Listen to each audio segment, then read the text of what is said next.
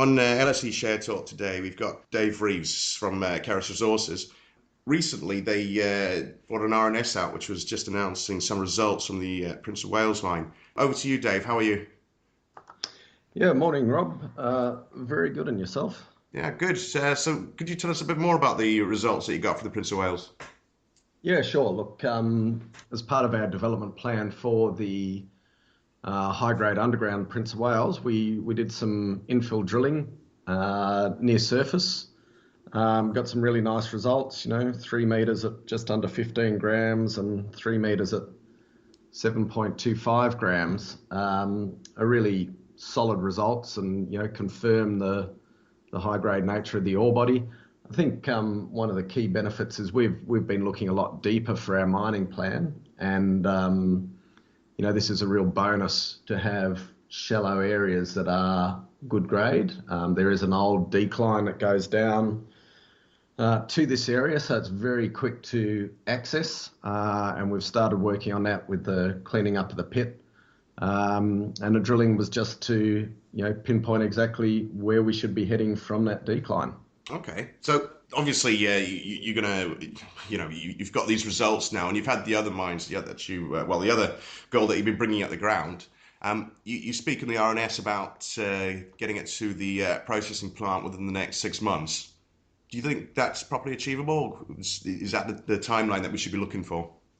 Yeah, absolutely. No, it's all going well. We've got the detailed plans coming together. One of the big issues is safety, and making sure we've got all the permits and all the procedures in place. As soon as you go underground with rocks above your head, you need to make sure that's all tied away. So that's been a large area we've been focused on, is getting all that together. And it's a lot of legislation to comply with, but that's coming together well.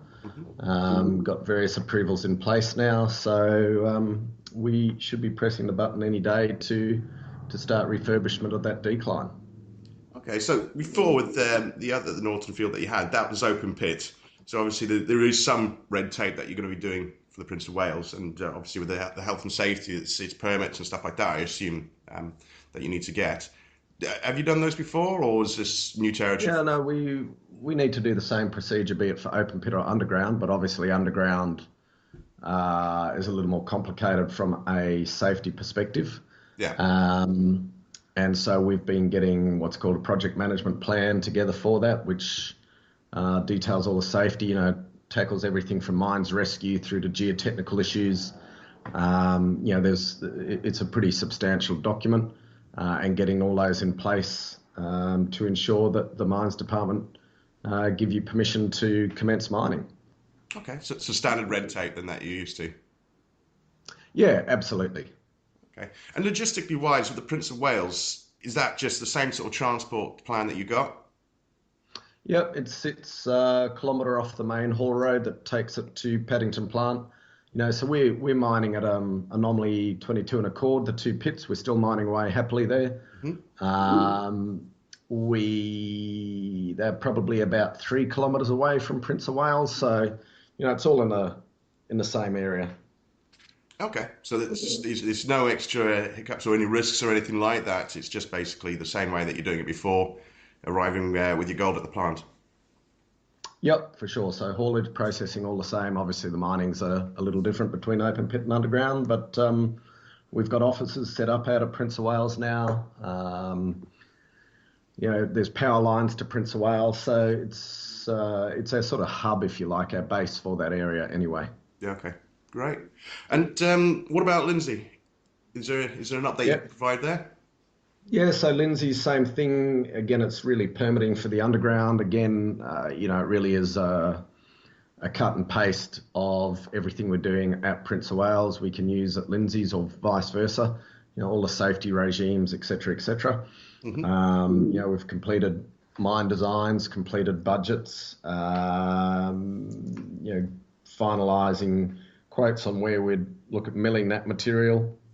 So that's, again, a lot of preparatory work so that when you get in there, you can hit the ground running. Okay, so that's running in parallel with the work that you're doing at the Prince of Wales. Correct. Okay. And which do you think, if you don't mind me asking, we would expect news on first? I mean, who's going to beat the other one to the post and get into the gold to the plant? Well, it's an interesting one. Prince of Wales, we need to go steady, refurbish the decline. Make sure there's nothing untoward there. The ore there is pretty much straight off the decline, but to refurbish that decline and get ready will take a little bit of time. Whereas our first portal blast at Lindsay's is in ore. Hmm. So if I was a betting man, I'd probably say we'd get ore out of Lindsay's before Prince of Wales, even though we might start Prince of Wales before Lindsay's. Oh, good. Okay, well, it'll be interesting anyway to see. I mean, certainly the shareholders are always keen to hear any news, and obviously you got both of them due to come. Um, with the tributes that you're going with, this is the plan that you've had since you've entered to the gold industry. Basically, it's going with a tribute strategy. Do you think you'd ever look at buying an asset rather than doing a tribute? Yeah, we are always looking at additional tributes. We're always looking at acquisition possibilities. We've stated clearly, I think, why we like tributes in that very low capital. Someone else has done all the exploration, etc. Having said that, if we can acquire something that is close to production, is available for toll milling, then we get 100% of the reward. So it really comes down to price. Does it make sense to pay a little bit of cash up front or shares up front, whatever it may be, Yeah. to get maximum return, from the operation? And so we're always looking at acquisitions and at tributes, Oh, good. and they each have their own benefits, and it really comes down to the companies that own them, that they prefer, and whether it makes sense for us. Okay, so you're keeping your eyes open at least. More than keeping our eyes open, we are always active in that Okay. area. Okay. You had a tour recently in Europe and the US, similar to, I guess, what you did with Warsaw, basically, showing investors what you're actually doing with the company. Do you mind if I ask how that went? Yeah, look, we're always out trying to increase market awareness. Obviously we've had a name change and a change in direction. So we haven't been around as Keras in gold for very long at all. Mm. And as such, a lot of people don't know anything about us. So it really is just trying to raise awareness of the company and what we're up to. Okay.